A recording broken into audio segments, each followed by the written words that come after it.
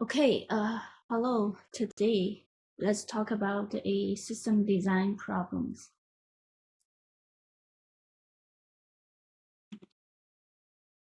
Um, Design payment system.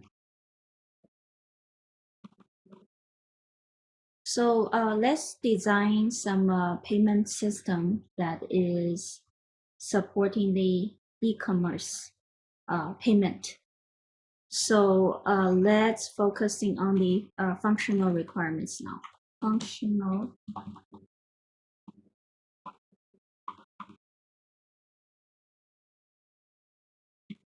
First of all, we allow users to make a payment. Allow user make payment.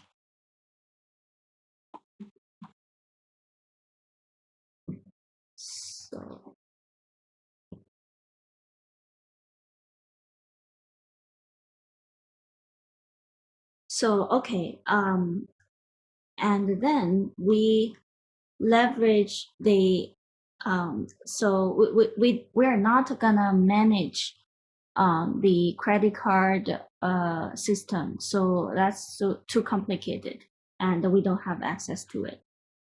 So we actually want to handle all the payments by using the external PSP service like a PayPal or Stripe.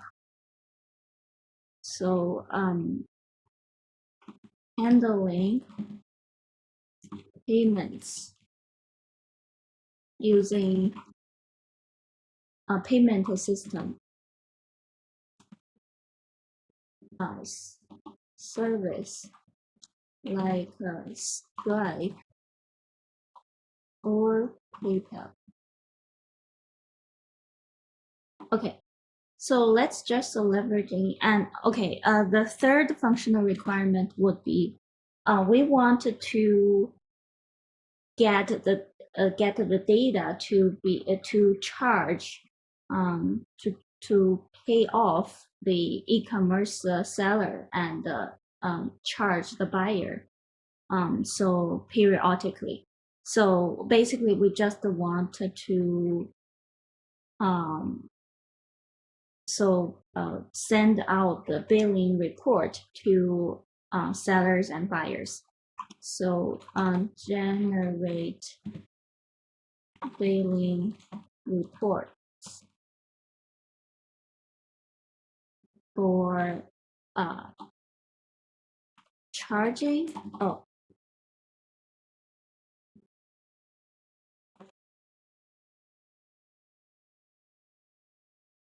and paying. Okay, so these are the functional requirements that we want to follow. We want to focus on. So then next step will be non-functional requirements.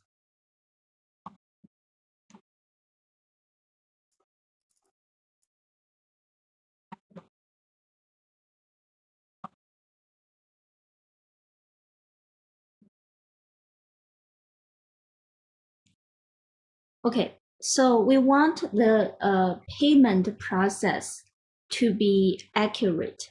So basically, we want that to be avoid double submitting the payment. And we wanted to have like avoid double submission. Submit payments. And the second of all, we want the service to be highly available. So high availability. And we don't want to lose any data. So we wanted to build fault tolerant. And cannot lose any data. Okay. So also we wanted to So we want to handling all of the traffic at scale. So fourth one is handle traffic at the scale. The scale that is supporting 100 million like payments per day.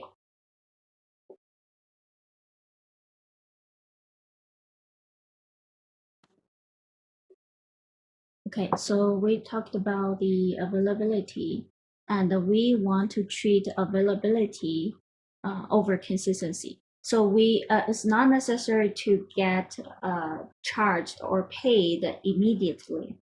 So and it can be handled the real like charging and paying process can be asynchronous. And normally we want to generate report to do that. So we want to choose availability over consistency.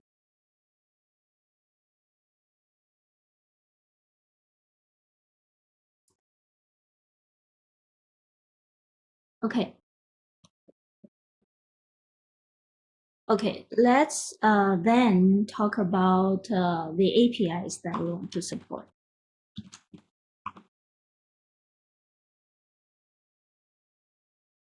So first of all, we allow users to make a payment. That means if a user click pay, then what? So the method will be a post request, and the API would look like make payment,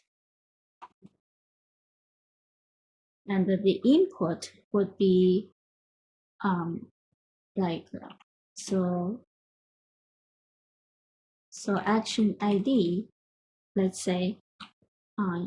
So we don't need the user ID. So potentially amount, or maybe user ID also,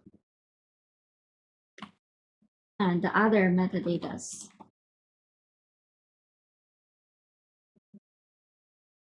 So the service will return to the user a response. Let's say if it's successfully, then we return 200 with some message that your payment is pending also. Yeah, this is our first functional requirements, which is handling users payment traffic. And then we are actually calling the external API provided by Stripe or PayPal, giving us a webhook for us to complete the payment. And so those are handling via our internal service, and it's not via the customer-facing service. So this is just the single API we want to talk about. Okay.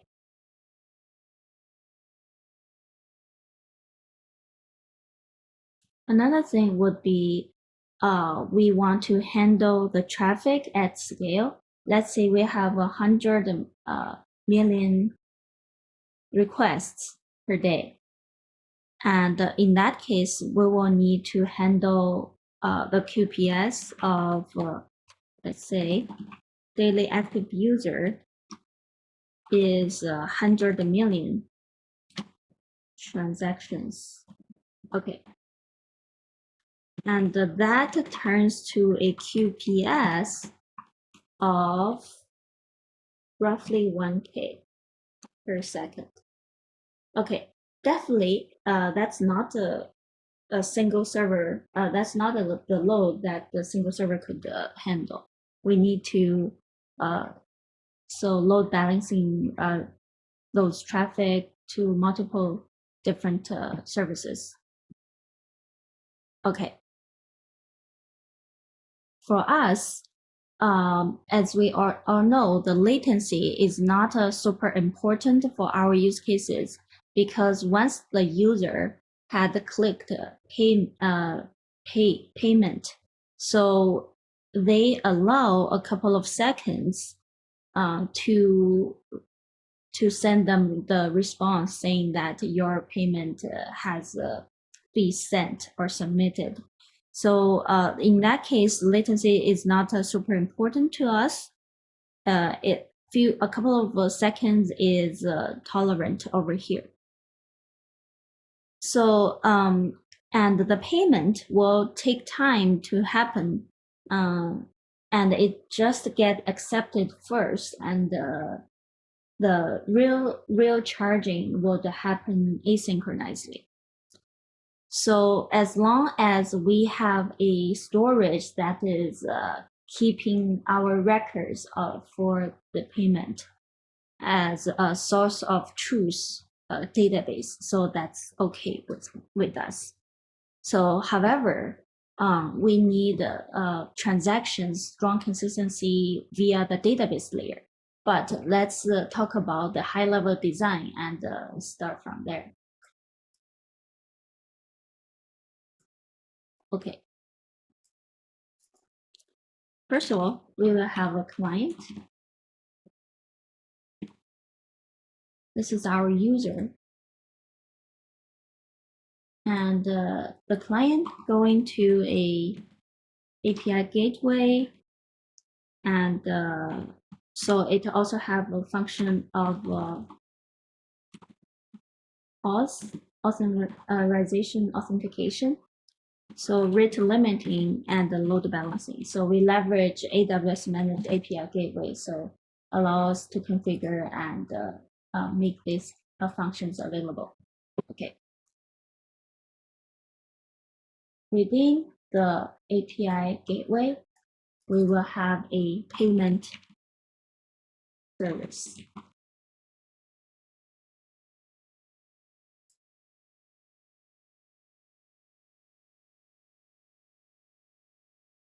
Okay, so payment service, first it is responsible for accept pay request from the users. And then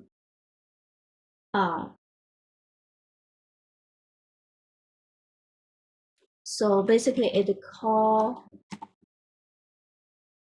a third party API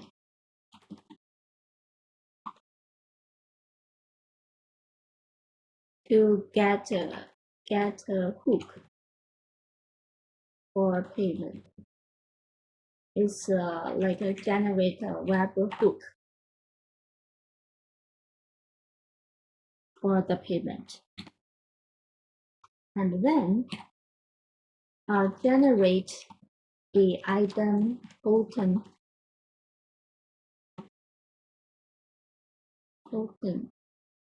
item potency key for payment. And record to DB for persistent store. And then finally response to the client. Okay, let's say it is doing a lot of work on the payment system. So the client is going through the API gateway, and it's going to the payment service. The payment service is actually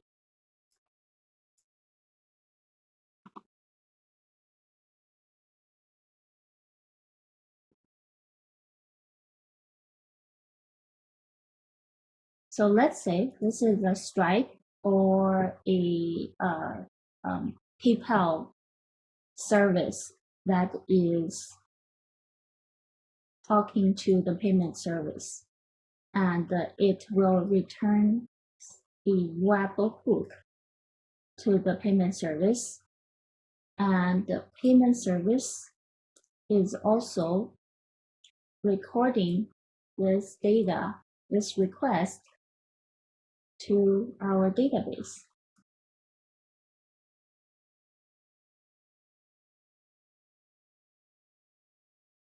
And then once this has been recorded, it is sending response to the client finally. Okay, so this whole process will takes a couple of seconds to complete. And the user get to know that my payment had been accepted or submitted in this case. Okay. This is the number one and number two functional requirements we talked about.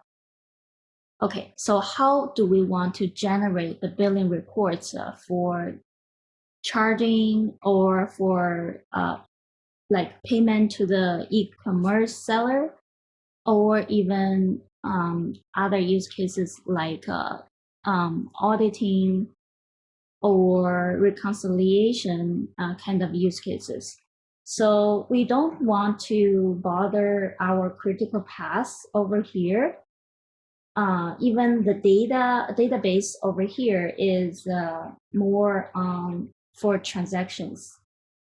And we want the database to be dedicated to dealing with the transactions the payment service has sent to it. So additionally, we could create derived data out of it. Let's say,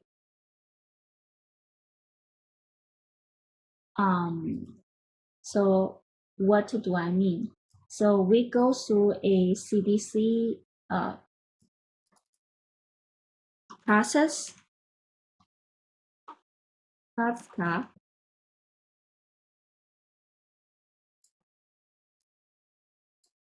and potentially we will have a, let's say, Flink node that is consuming the offset from Kafka. Let me make this smaller. Okay. All right. And then we build this pipeline, and the Flink is actually dumping data to OLAP database. For example, like a warehouse, or even Parquet file on S3, that is also fine. And the other like warehouse kind of OLAPS database like AWS Redshift or Vertica, or any column-wise data store allows us to run some aggregations on top of it, make it much easier compared with the transactional database. That's fine. So over here, we are gonna generate a derived copy of data so that we can run aggregation on top of it to aggregate. So what's the number of so for, let's say, for each of the for each of the merchant, how many we want to pay them in a certain amount of time. So yeah, this is covering the third one of our functional requirements. Okay, we have talked about all our functional requirements, and the design is actually matching it, and we run. So we run, let's say, query service.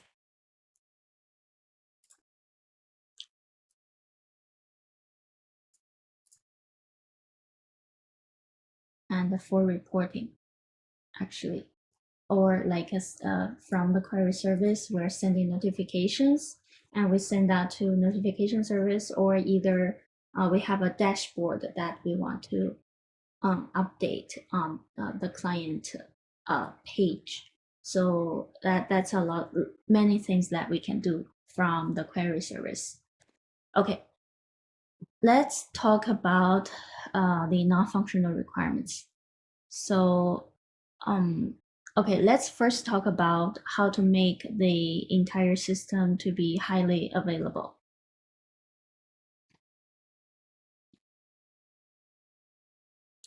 Okay, so first of all, the client is going through the API gateway and leveraging the load balancing. The load balancing allows us to have multiple services that is handling so the 100 million daily transactions that from the client. So because the payment service is actually a stateless service, and we can leverage the if we kind of are using a native cloud tools, for example, AWS EC2 also, we can leverage auto scaling to multiple data centers and multiple zones with the availability zones are also. But in general, if we can just leverage the load balancing to make to scaling horizontally for the payment service. In that case, we allow fault tolerant if one of the service is down. That's it. So this is one, and like the payment service is actually going to the PSP service to get a webhook from it.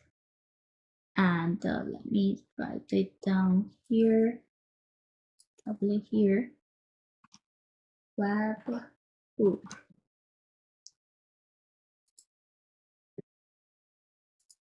This webhook is attached to this particular transaction, and it will also get recorded to the database as well. So, right. So, okay, get back to the availability. How about the database?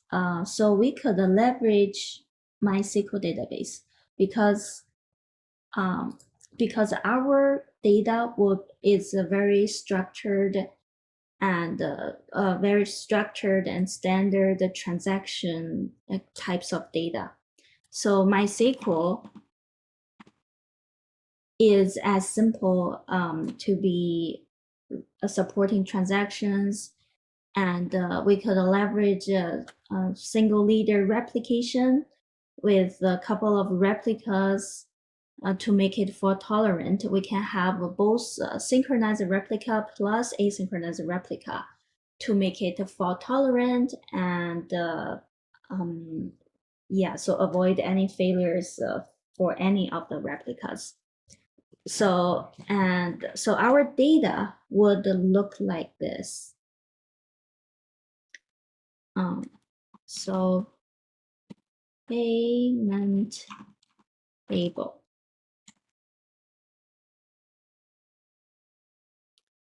User ID. So payment ID and like item ID and so timestamp and the merchant ID also, and the other like information about this particular payment. So actually in the payment table, we normally have some other tables as well. For example, the user table, the merchant table, the sellers table, and the item table. And because like the payment table is actually having one-to-many mapping with all the other tables, so we just keep an ID of item ID, merchant ID, user ID, etc. So we leverage the payment ID as the primary key, let's say, and the timestamp as a sort key. So some we can leverage some secondary index on the item ID and merchant ID, user ID to another table. So right, this is the data model that our database will be hosting, and in order to make it fault tolerant and high available, so we will need replications for each partitions for the MySQL instance.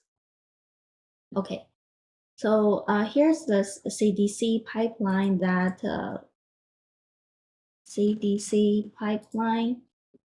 is change data capturing whatever is happening, whatever data is changing in the database flows into Kafka and Flink. Kafka plus Flink combination make sure we have at least once delivery.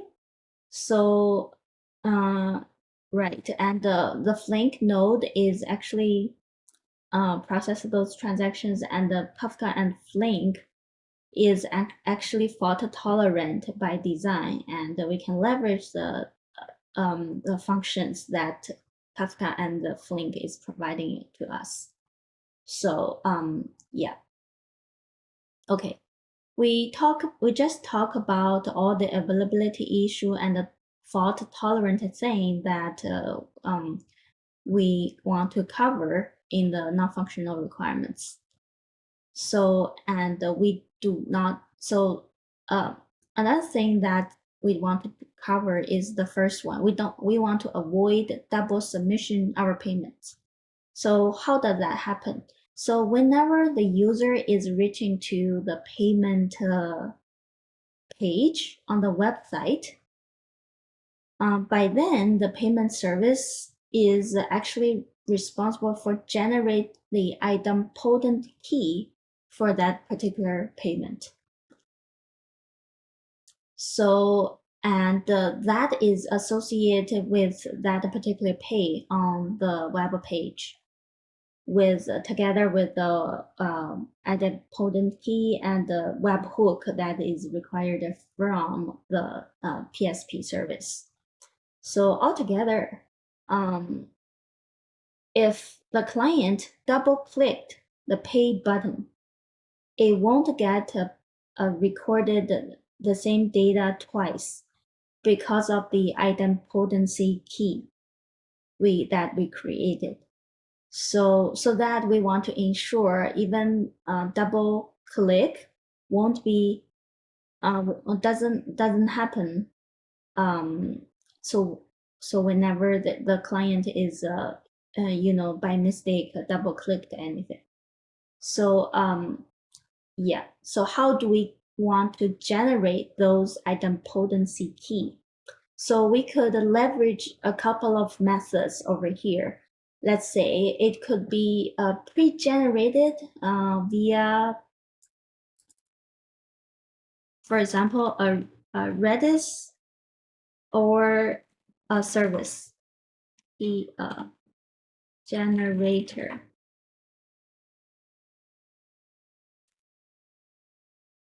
ID generator.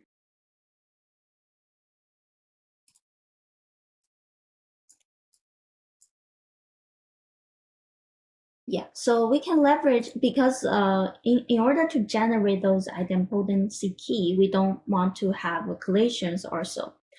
It's a total ordering kind of things. So it want to make sure universally it just have one copy in the entire system.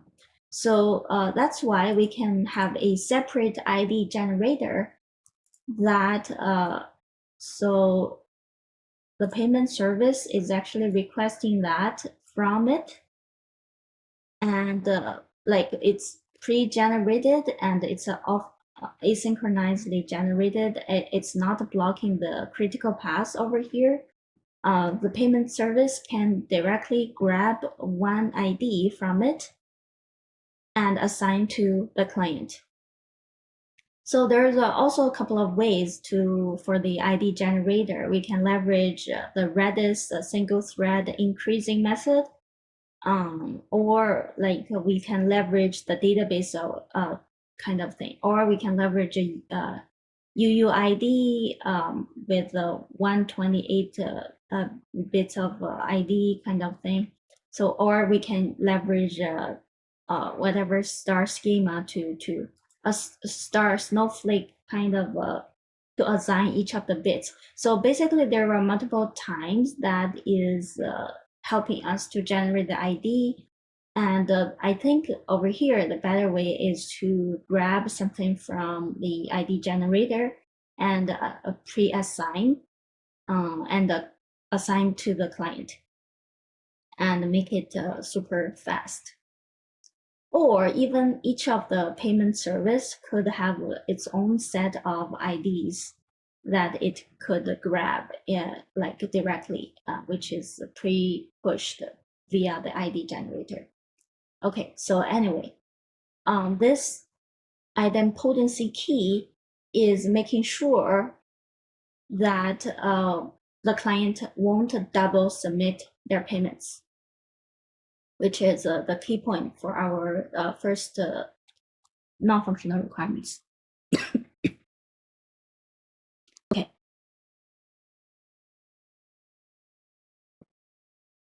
What if the payment service, so let's talk about fault tolerant kind of things during the critical path. What if the payment service is crashed, or if at certain point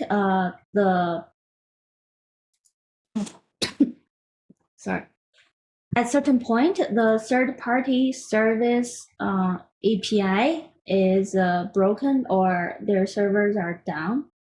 How do we want to handle that? If we already recorded everything to the database and we might have some of the records not being processed at all. So and sit in the database for a very long time. So how do we want to deal with it? In that case, we can have a similar strategy like here, CDC, so that we can query from the database and we could have leverage a separate service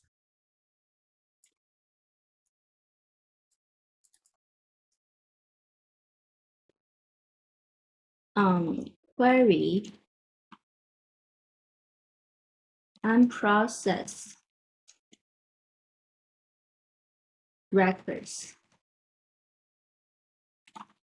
It's a service. Okay. Let's put it here. The service is we don't have latency issue over here, so basically it can be repeated multiple times even if the service the server is down, or it can be repeated querying. So let's say we query the database saying that these are the records that has not yet been processed. Because over here we have status. Status could be either like initial or processing or completed. So we just care about the initial status that has been submitted, however, it's not being processed because of the sum of the failures in each. It could be happening in each of the line over here. So what do we want to do like that? So basically, we periodically query from the database about whatever it's been pending for some time. And we could basically batch query the service. And the API would tell us, okay, it's under processing already, or it was just not get submitted. If it's just not submitted, we basically submit to it. Otherwise, we can just wait until it's get processed. And yeah, so in that case, we could update the database we want. Okay. This is where we want to handle the phantom records in the database. Or like if some of the data are not being used for a very long time, we can move them to the cold storage, or we can truncate those data, making sure the database is hosting the new data. So we basically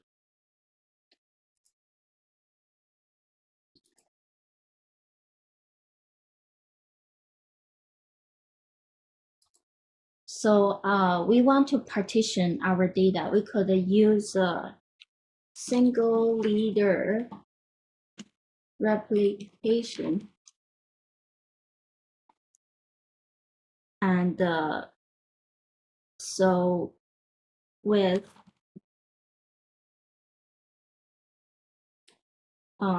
both sync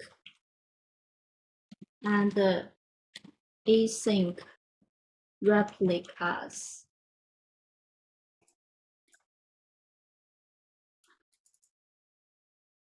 So this is how we're dealing our transactional database. Okay, first of all, we use a single leader replication.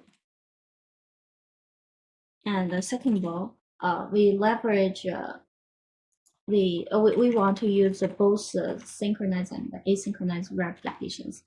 And third one, we want to have a consensus algorithm.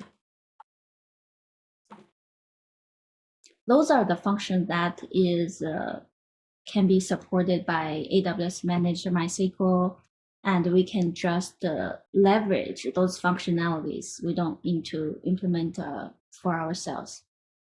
And fourth, we want to partition via payment ID.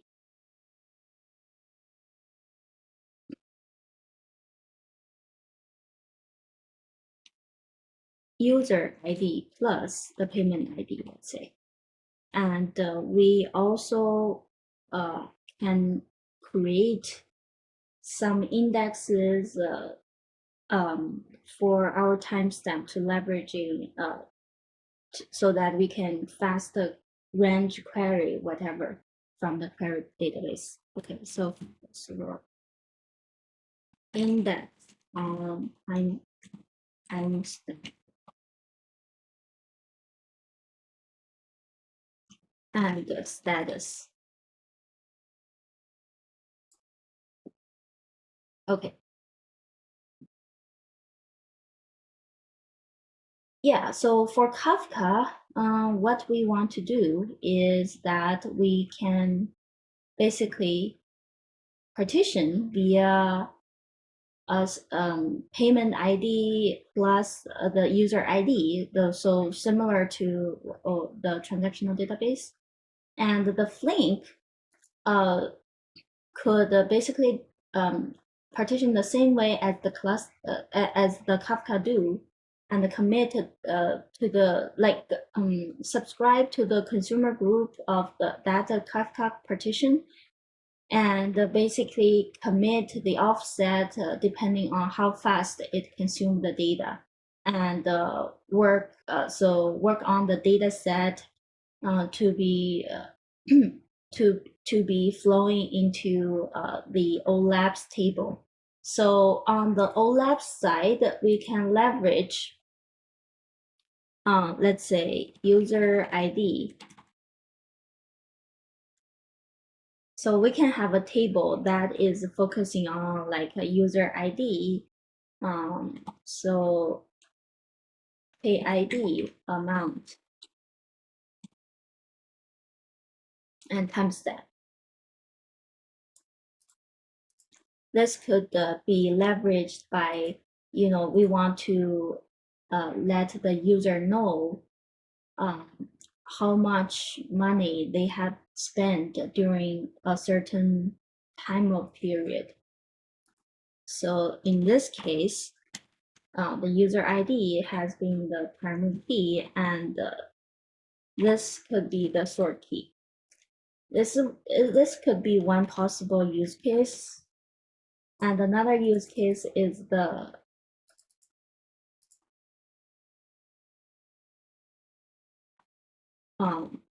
merchant ID, and potentially amount, and like we can also use timestamp as sort key, and the item ID, and buyer's ID, and etc. So the business derived data could be hundreds of attributes in the table, but depending on what scenario we want to query, depends on our query patterns. We just leverage certain attributes in the table because it's a column oriented. It's not fetching the entire row, could be expensive. We're just focusing on certain attributes to generate our query in order to create reports for charging or paying. Yeah, I think that's it for today. Thank you for listening.